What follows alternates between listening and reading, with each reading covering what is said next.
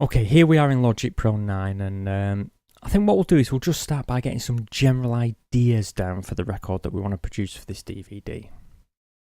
Now, whenever I'm approaching a record, whether it's for a client, a label, or even one that I'm just writing for me, really, I always like to start by getting the main ideas or the main theme elements of that record down first. For example, in this particular genre of music, this uplifting trance, the lead melody is, I feel anyway, it's the most important element of the track. So what I like to do is, when I'm writing this style of music, I like to get that lead melody part down first. Now, I mean, of course, I'm not saying here that the drums and the bass aren't important. Of course they are. I mean, we're writing dance music here. We're going to keep time and we're going to dance to the drum and the bass rhythm. What I mean to say is that it's the lead melody and the timbre of that lead melody that makes this genre what it is. For example, if you were to take the lead away, then it's no longer an uplifting trance track. It becomes something else. It needs that lead to give it that uplifting energy, to give it that feel. So on a very fundamental level, we can say that the lead defines this particular genre. So for this session, what I'm going to do is I'm going to compose the lead melody for this DVD. And basically, as I do so, I'm going to strip its composition down to the raw mechanics of how lead melodies work in an uplifting track and how they can be approached and constructed.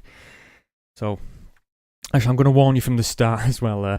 Whereas a lot of dance genres rely heavily on production techniques, uplifting trance also relies heavily on the music theory, and some of it can be quite complex to explain. So make sure I do have your full attention here, because this goes quite deep and we have a lot to discuss.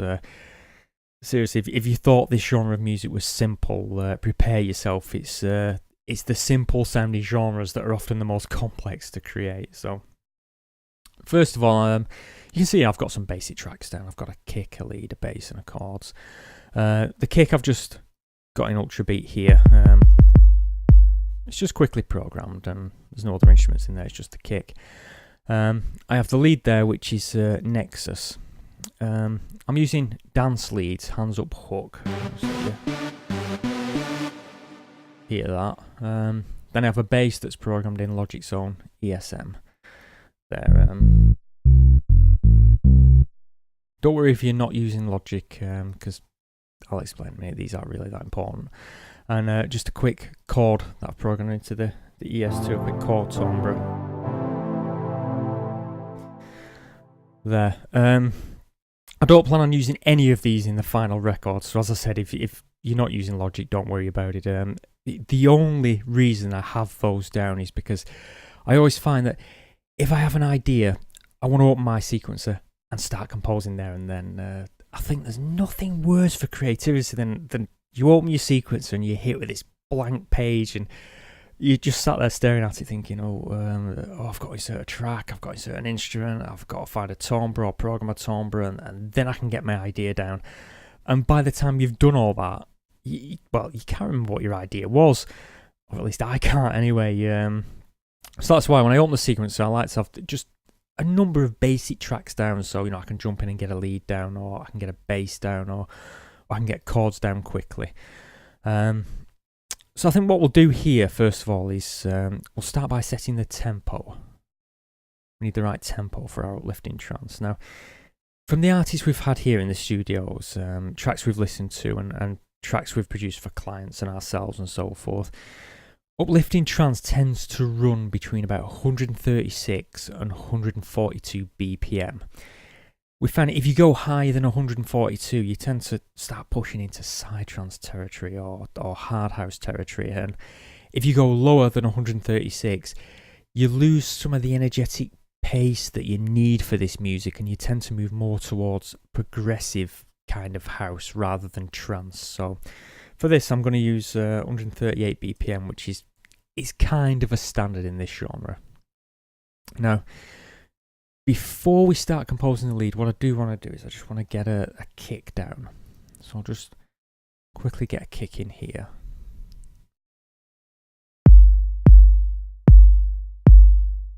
Just a kick on every beat of the bar. I don't think I need to explain that too much. That's it. I mean, obviously, as I've said, that isn't the final kick I intend to use on the record. Well, actually, I should say I didn't program this kick with the intention of using it on the final record, if you know what I mean. I've just done that because we need to get a tetus down before we start writing a melody. Tetus essentially means pulse. In musical term, it means the pulse of the music, the timing of the music. In dance, obviously, it's the kick that determines the music's pulse, but I should stress here that all music has a pulse. I did describe what tetus is in progressive, but I failed to mention that all music has a pulse, even classical. It's just that in classical music you can't physically hear that pulse. Instead, all the musicians tend to hear it in their head and play along to it. So when we say tetus, we're not just saying it's a kick drum, we're saying it's just the pulse of the music. The reason why we have to have this tetus down here is it's going to become clear in a moment. For now, I want to look at the mechanics of how trance melodies are created. So we'll start over here, and essentially we can say that trance melodies are composed of three basic principles. We have a motif, then we have rhythmical interplay within the melody itself, and then finally we have pitch. So what I'm going to do is I'm going to start at the beginning with a motif. So if you've seen Fundamental 4, you're going to know exactly what a motif is, and if you haven't seen it, I don't like recommending buying DVDs, but I recommend that you do see it because it discusses in much more detail all about motifs and how they work, much more than I can here. But fundamentally, we can say that the motif is like our basic rhythmical pattern that we can use to build a melody from. Now, when I say it like that, it sounds easy, a basic rhythmical idea, but with uplifting trance, it's more than just coming up with a simple one-note rhythm, because how that rhythmical idea coincides and works against the tetus of the record, it determines a lot of the music's energy, and because this is uplifting trance, we need to ensure that we create that energy. I'll show an example of what I mean here. I'll just draw on a 2-bar loop here. What I'll do is I'm just going to put a note on every beat, just like the kick. And I'll play that back.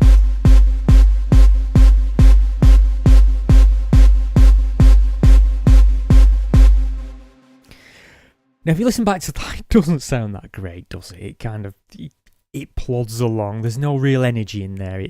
It sounds repetitive, very simplistic, boring. Crap is a good way to describe it, I suppose. But if I now take these notes and I move them out of time a little like that, and I play this back now,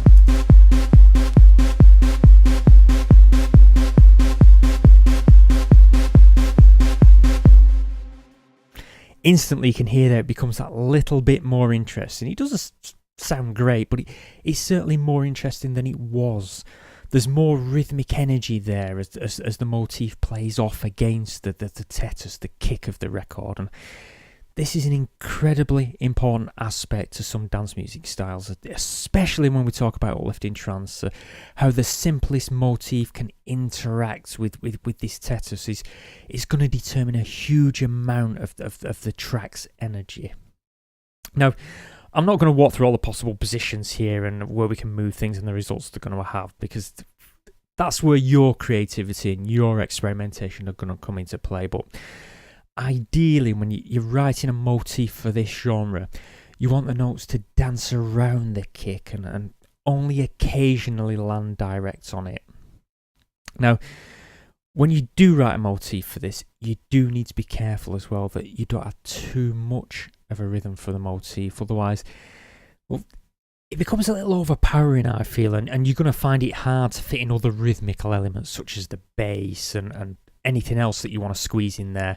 The more rhythm this has, the less rhythm you'll find you can put in other things, because it all tends to get a little bit confusing and together. So what we'll do is we'll start our melody by programming essentially a very simple motif. So I'll delete this again, and we'll start from scratch with nothing. I'll just rewind that. Now, as you can see there, I'm running over 2 bars. I better explain this quickly. You'll find that most uplifting trance melodies work in pairs over 2 bars. The full melody itself will tend to run over 8 bars in total, but you'll find that what they are is the motifs that are split into 4 equal pairs. So when we write a basic motif, we want to write over 2 bars, and that can then be repeated 4 times to complete our 8-bar melody. If that doesn't make sense, stick with me for the moment, it will do. Now we can start a trance melody very, very simply by dropping in a 16th there. Looks a little bit larger than the 16th, that, doesn't it? Let's take that down. There. And then all we do is we just skip an 8th, the 2 16ths there, and we drop another one in. There. Skip 2 again, drop another one in. Skip 2 again, drop another one in. And we just repeat that all the way over our 2 bars. And there we go.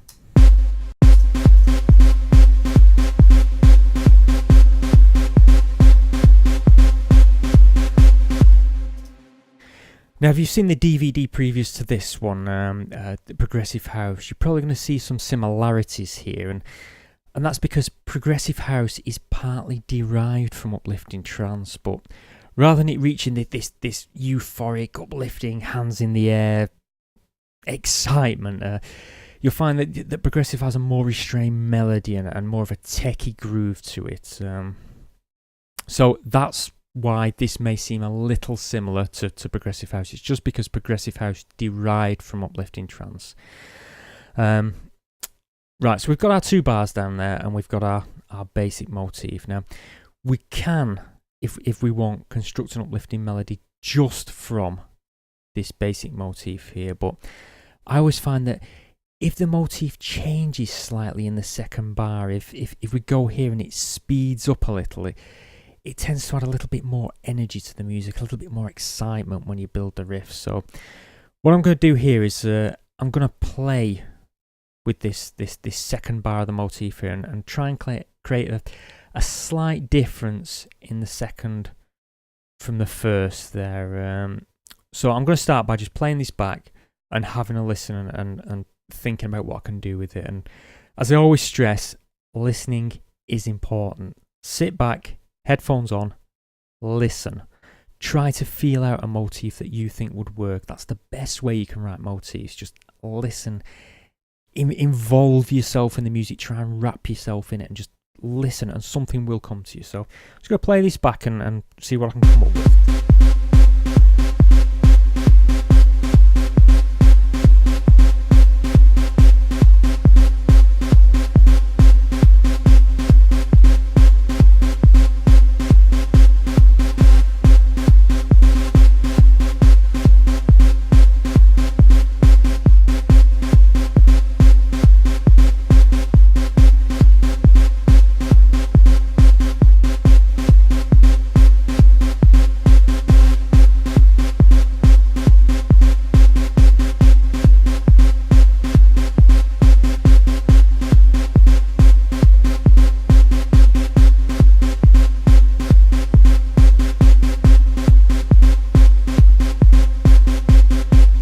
I think that's all right. I mean, that was incredibly quick and simple.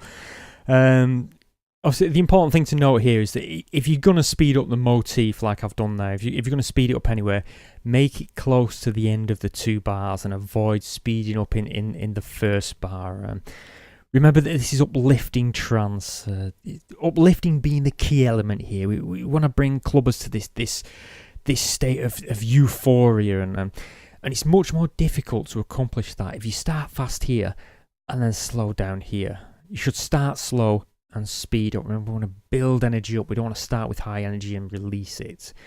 So if you decide to have this little speedy part in your motif, try to aim to have it in the latter part of the 2 bars. As always, not a rule, just a suggestion, but one that will help you maintain some energy there. Right, so I think we've got an okay motif there.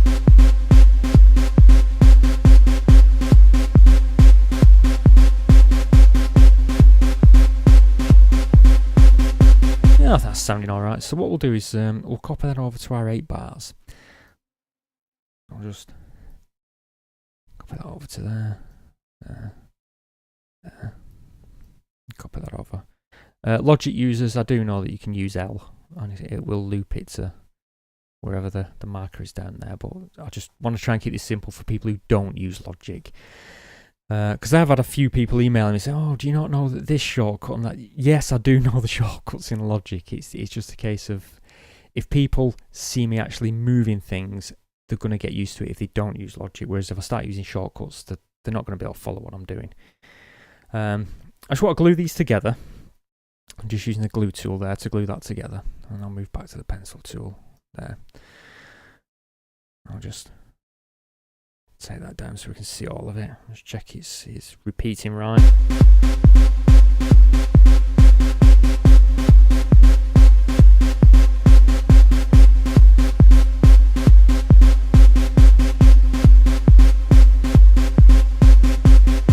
I always recommend doing that when you're first starting to work on it, when you copy things and loop them and put them over. Listen to it and check that it's right all the way through, otherwise you can get so far, figure out that something didn't quite copy right, and then you've got to do it all again.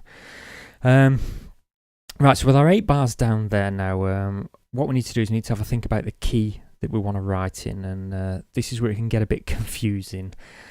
You see, typically you'd expect a genre like this, uplifting trance. It's highly energized. It's an uplifting form of music. You'd expect it to be in a major key, and it's only that I don't think that's always the case, and I think that quite a bit of trance is actually written in a minor key too. But the thing is, we've had a few, shall I say, disagreements in here with the lads over the past month, because over whether a minor key has been used for trance or what I believe to be minor key. It's thing is, if they do use a minor key, it tends to be D minor or G minor. Now, the argument that we're having in here, I can see Scott looking at me now. See him looking at me now. The argument we're having in here that is that both D and G minor are parallel keys. That is, the tonic note is shared in both minor and major keys. So depending on a couple of notes used in the production of the track, it could actually be written in a major or it could have been written in a minor. There's no real way to know. So when it comes to trance, we've come to the agreement or partial agreement here that the keys worth writing in are C major, B major, D major, D sharp major, E major, F major, F sharp major, G major, G sharp major. And if you want to listen to me, I also believe it's A minor, D minor, and G minor. I can see him looking at me now. A minor, D minor, or G minor, I believe. Of course, I have to stress here that I'm not saying you must only use those keys. I'm simply saying that a lot of this genre of music tends to use those keys. So if you're new to writing this style of music, if you're just kind of getting the ideas down for writing this style of music, stick with the keys I've mentioned there, because they'll give that typical feel you'll expect. Different keys have different feels, and if you're writing one of the keys I mentioned, you'll tend to be closer towards the feel of other records that you hear. And as you become more experienced, you can move to different keys if you want. Now, for our track here, I'm going to write, I'm going to prove myself here. I'm going to write in D minor just so I can show you how you can make a minor key sound uplifting, and hopefully I'm going to shut up my engineers here. Of course, if I don't pull this off, I'm going to have to hang my head in shame. But the notes in D minor anyway are D, E, F, G, A, B flat, C. You have to excuse me, I don't have the circle of fist in front of me and I've got a terrible memory for it. Yeah, those are the keys. D, E, F, G, A, B flat and C. Right, now, we don't want to leave our motif on one single pitch like it is here. The problem we'll have is that when we come to synthesize a timbre on an instrument, it's not going to sound that thick with just a single line melody there. And this is a common engineering mistake. Producers, they'll tend to jump in and write this kind of single line melody like they've got there, and then they'll jump in on the synthesizer and they'll use unison and effects and EQ to thicken that timbre up, when the real solution is to simply double the notes in the MIDI to make a larger timbre. So in our example here, what we could do is we can move this here to our key of D minor there, and then what we can do is we could turn this into a chord, D, F, A. Oops. Put that down. Then I copy that one up. And there we go.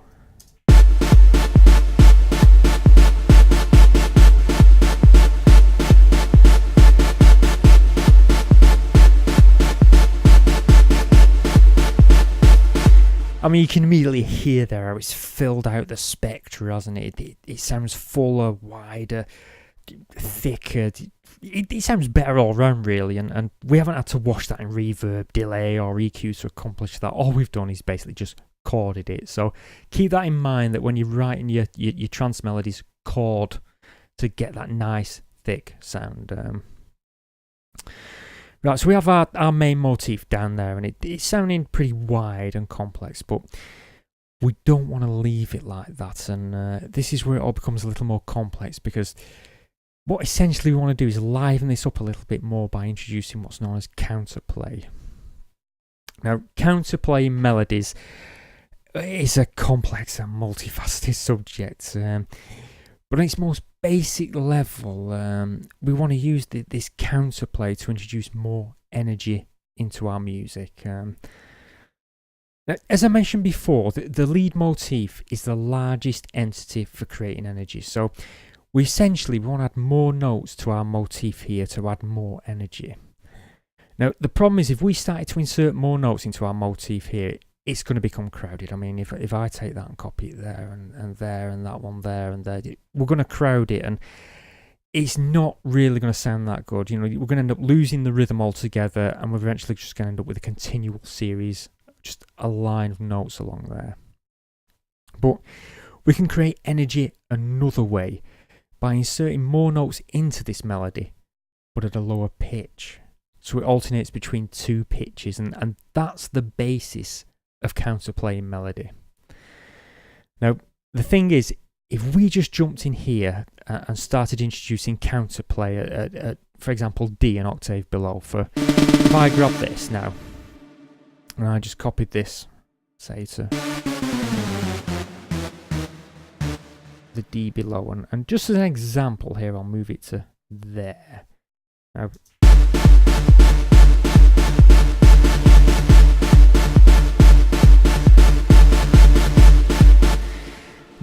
the thing with that is, it sounds okay, but because we've got the motif's root note sat at D, and we've also got our bass notes here sat at D, an octave below, what we're doing is we're running a harmonic ratio there of 2:1. Now, while that is going to sound harmonious, the thing is, it's a little too harmonious for a lead, and, well, it sounds a little bit trite, I think. Therefore, a simple solution is actually to move the motif up to a different note than D. So, for example, we could take this top motif here, and we could move this up to, say,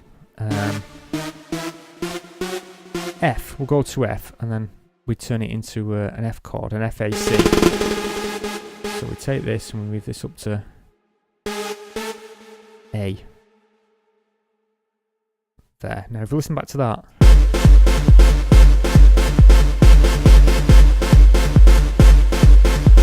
have you noticed there now that it sounds a little less trite? It sounds a little more powerful as it jumps between these bass notes and this chord up here. As it jumps between these, because we've got wider than a single octave, it adds that little bit more interest to it.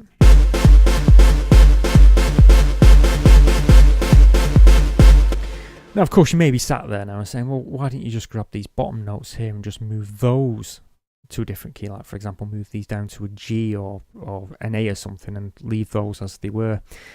Well, the reason why we don't want to do that is because the lowest notes in a musical line are often dictating the key of the music. I mean, just think of a C chord or a D chord. What's the root note? It's a C or a D. The lowest note in the name of the chord, and that's because that's the note with the most presence. And it's the same here. Ideally, when we want to counterplay, the lowest notes in our melody should occur on the key of the music. So we want our low notes here to start on a D, and it's better to move the chord away from it. So basically what we want to do now is we want to create some rhythmic counterplay. I mean, I've moved those over and we've created counterplay there, but it's a bit crap, you know, there's no real rhythm in here. So what we want to do is delete these, or at least delete up to there. I'll keep that first note in there.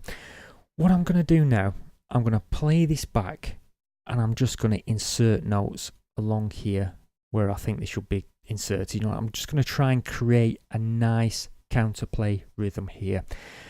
And the important thing to note is I'm not going to just do it over 2 bars and then repeat it. I'm going to make it up all the way along here. So I'm just going to play this back now, and you're just going to have to bear with me while I kick these notes around, copy them around, and try and build some kind of counterplay along here.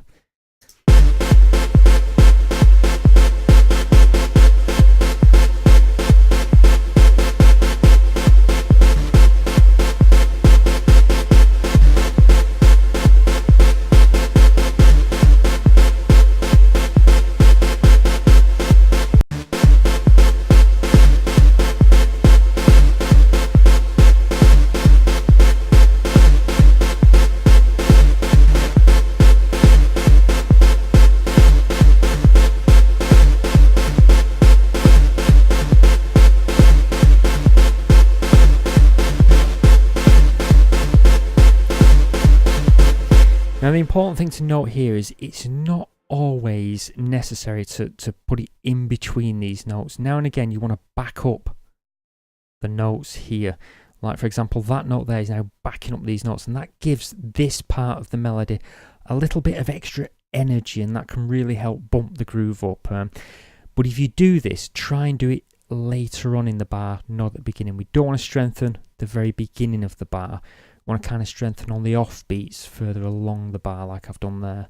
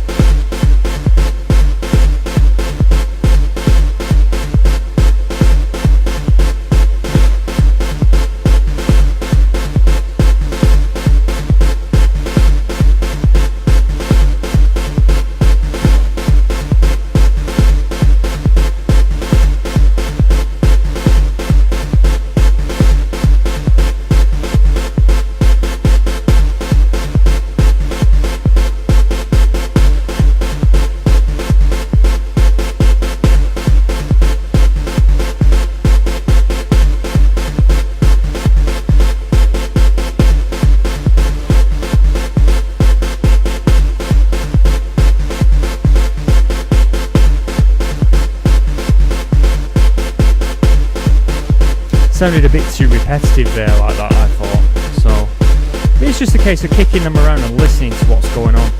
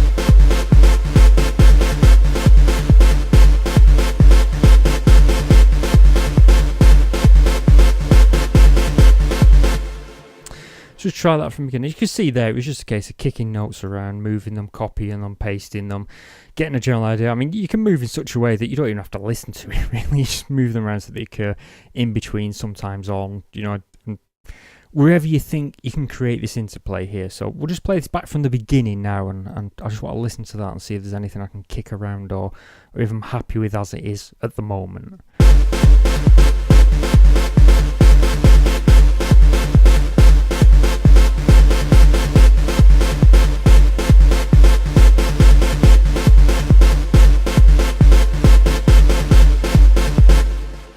I think that sounds okay. I mean, you can hear it there, can't you? This rhythmical interplay now is kind of creating this additional energy that's pushing the melody forward. I mean, obviously, this isn't how all trance melodies are constructed. I mean, you do get some artists that we add in that actually play them live, but I find that if you're not a great musician, which, to be honest, not a lot of producers and engineers are great musicians, this proves an easy way and just to write trance melodies if you do this. I mean, we have a pretty good groove going there, so I think we'll introduce some pitch into this now, because we've got the general groove there. So yeah. I think what we'll do is we'll move into pitch now. The best way to do that is to mute these. This is I find anyway, and then just listen to this bottom end here.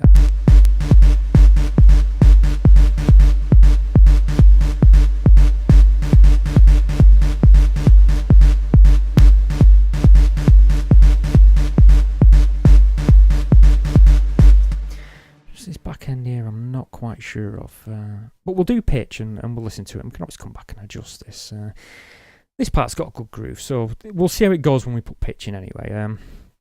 Right, now it's pretty obvious, but I'm going to state it anyway, that there aren't any strict guidelines to working with pitch. It's all a theory, but as a general guideline when you're working with uplifting trance melodies, you need to ensure that you move up in pitch towards the end of the melody, because as you rise in pitch, you create this higher state of energy and a much bigger sense of uplift in the listeners. But when I say that, you do have to be careful how you move up in pitch. A big mistake would just to be, continually up.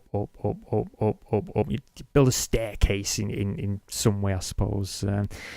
The problem with that approach is that we're not creating tension. We need to use pitch to create some tension, some release, and in some ways some anticipation in our listeners. Make them yearn for that final bar. We have to tease them by kind of ebbing and flowing the pitch.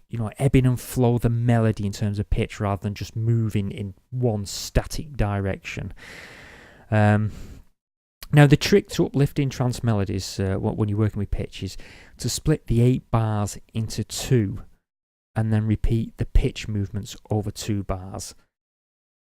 What do I mean by that? Well, we've set our motif here to repeat over 2 bars. We've got 2 bars, 2 bars, 2 bars, 2 bars. Obviously, our groove down here is slightly different, but essentially 2 bars, 2 bars, 2 bars, 2 bars. Now, what we need to do is we need to change that slightly. And we need to say that when we're working with pitch, we need to go 4 bars, then repeat the pitch movement again over 4 bars. So what we'll do is we'll start with this here. Now, obviously, we want to keep our D there. We want to keep in key there. So it's here, really, that we want to move.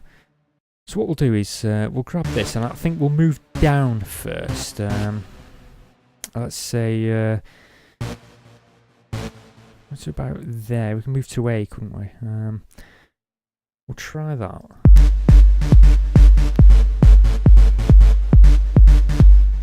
I think that one needs to move down as well, doesn't it?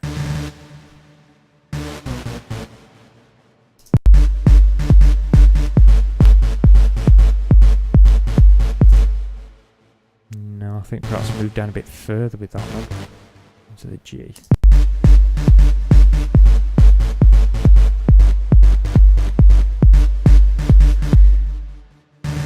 This final bar here, because remember we're going to repeat this here. Perhaps move up to an A again.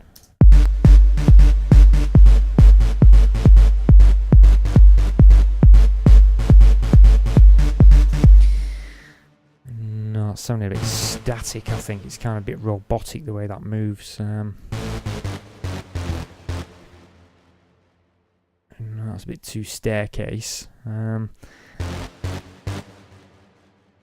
try it there.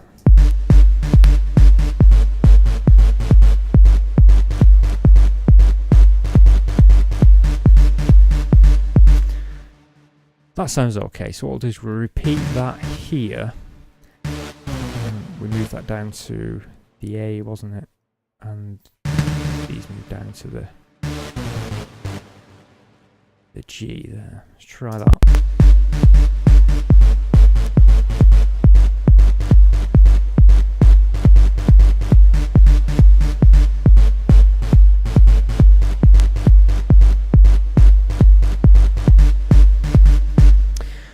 Right, that's okay. I think all we need to do now is we need to move these. You will find that it's easier to take your lower notes, move those, and then start playing around with these, because these are chorded. It can be a little more difficult moving these around. So I'll just unmute those. Now, so what do we move down to there? A. So we're going to have to move these, aren't we? To an A, we can get away with moving that down by 1, let's say.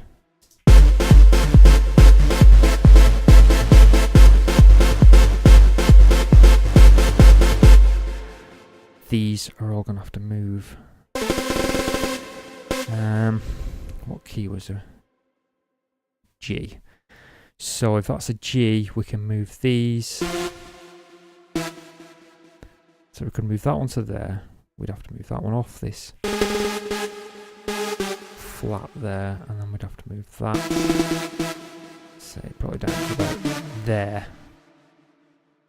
which would be down, down, down. Yeah, that'll probably do it.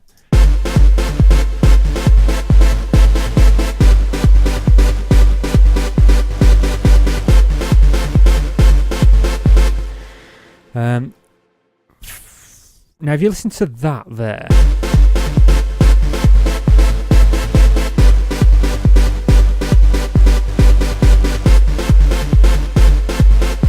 you can almost sense that that needs to go up, can't you? If you listen to it, you can feel it.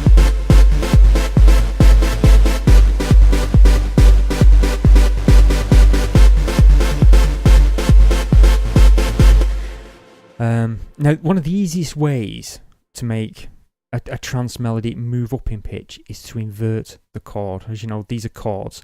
So we can invert this very simply by taking that and moving it from that F to that F. Basically a first inversion on that chord. If you don't understand inversions, again, I recommend you watch the Fundamental series. But let's try that now.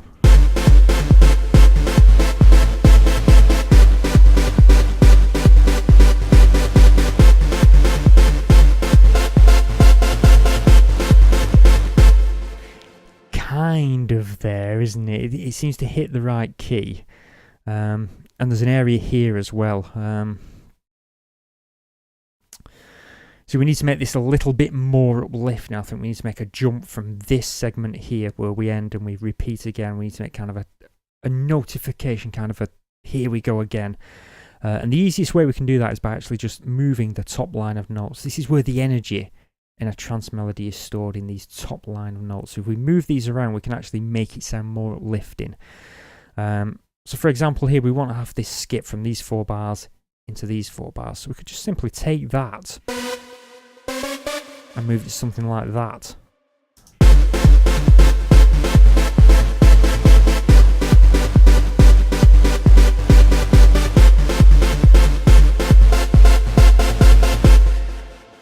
The final 3 notes there need to go down, don't they? Can you hear it?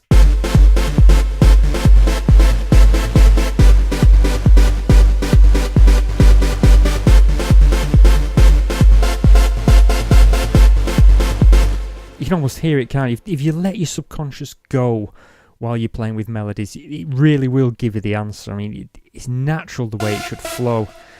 We can... No, a D wouldn't sound right. Go to an E there. Let's try that.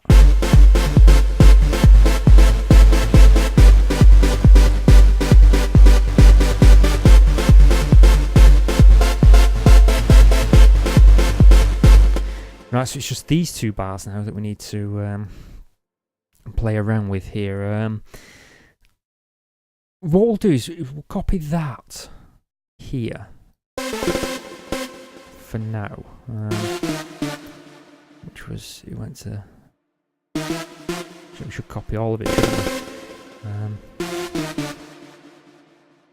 That there.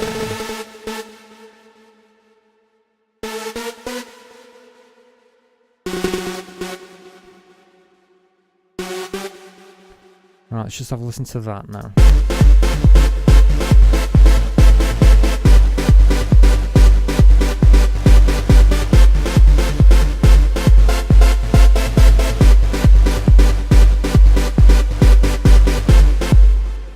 I can hear something here determining from this bar into this bar. I think same thing as that there.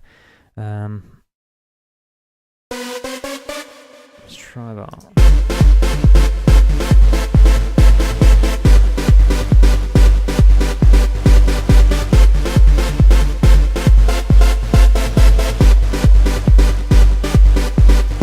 No, wrong. Be there, won't it? It'll sit on the C. On that there.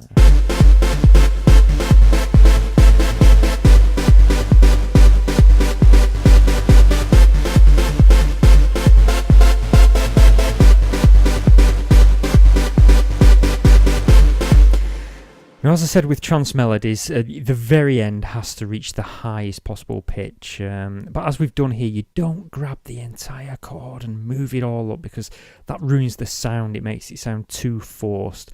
So, I mean, we could be very simple here. We could take these last three notes here and we could just move them up so that they're the highest than everything. They're the highest notes we've got in there. So let's try that.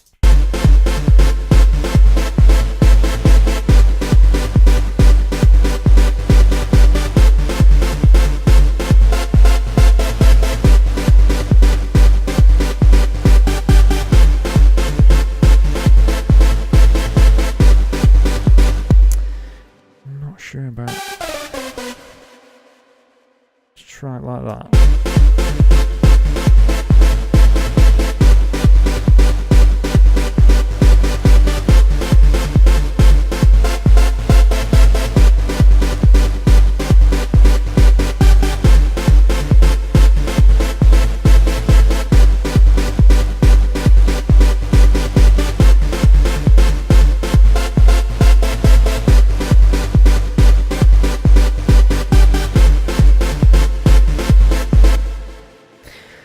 That's not sounding bad at all. I think we're kind of there. The timbre's obviously wrong there. It's a bit too gritty, I think. It's not quite right for what I think would suit this now. But I think the idea's there. Let's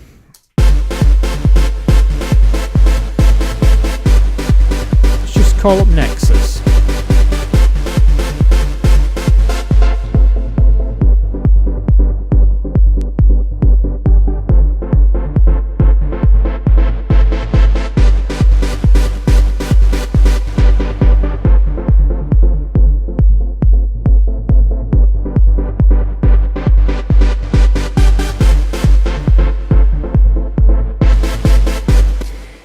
Yeah, certainly the wrong timbre there. It's not the right colour timbre, but I like the melody. I think we've got somewhere with the melody there. And there we go, basically. That's how you write an uplifting trance melody. As you've probably seen throughout this session, writing a lead for uplifting trance, it's quite a lengthy process, but it's incredibly important that you take that time out to ensure that it is right at this point from the very start. It's no use thinking, I'll change it a bit down the line, because by then you have the drums and the bass down and it could mean changing those and playing around with it, and you're best getting it right at this point now. Of course, great leads come with practice, and you do need to experiment, practice, and listen to what happens to the mood and feel as you move notes around. try not to be as mechanical as I have here when I approach this lead. I mean, I've approached this in a very technical, mechanical way. But the reason for that is, well, firstly, it's difficult for me to be creative whilst talking about what I'm doing and thinking about it in a technical manner. And secondly, by showing you the mechanics of how they work, of how you can work and build a lead. You start with a motif, then chord that motif, then add some rhythm with your bass, and then just play around, inverting the odd chord and moving around, and you do build that trance lead. That's how you build your trance leads. Obviously, when you're going to build them, inject a bit of your own creativity in with it as well. Don't just mechanic it like I have there. Add that little bit of flow to it. Shorten the odd note, play around with it. Use your own creativity. Use the principles I've shown you here, the mechanics, to get the basics down, and then let your creativity tell you what really needs to go, where it wants to go. All you got to do is remember you've been listening to music since the day you were born, so you'll instinctively know what sounds right and what sounds wrong. You just need to trust yourself and your feelings. And when you're coming to writing these leads, just remember the 3 principles: motif, interplay, then pitch. So I think what we'll do now is, I'm happy with that. I think what we'll do is we'll move on now and we'll create a bass line, or at least our dual bass system to work alongside this lead. And this is where yet more theory comes into play, because we need to use some harmonic interplay as well in the next one. So let's move on to the next session now, and what we'll do there is we'll work on getting a dual bass system down to suit this lead.